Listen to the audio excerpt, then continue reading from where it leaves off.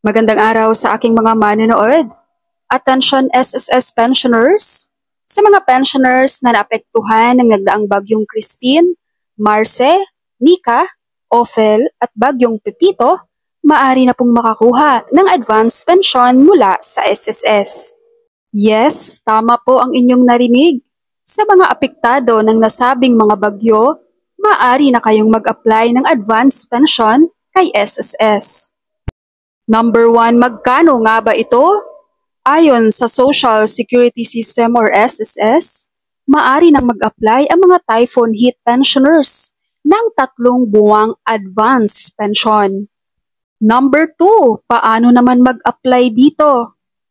Maaari pong mag-apply sa pinakamalapit na branch ng SSS sa inyong lugar or sa pamamagitan ng inyong SSS online account. Number 3, kailan naman ito makukuha?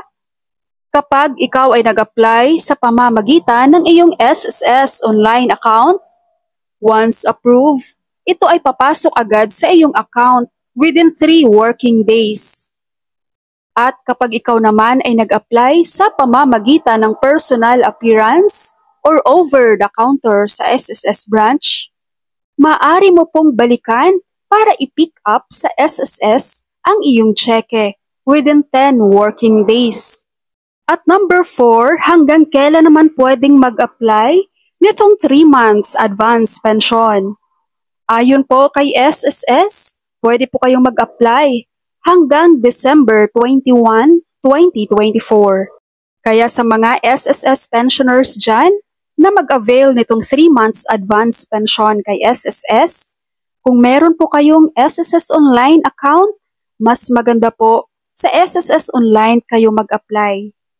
Dahil within 3 working days lamang, matatanggap nyo na po ito. Ayon pa kay SSS Officer in Charge Voltaire P. Agas, na hindi lamang mga SSS members, kundi maging ang mga SSS pensioners na nabiktima ng kalamidad ay tutulungan ng ahensya para sa mga pangangailangan sa gastusin.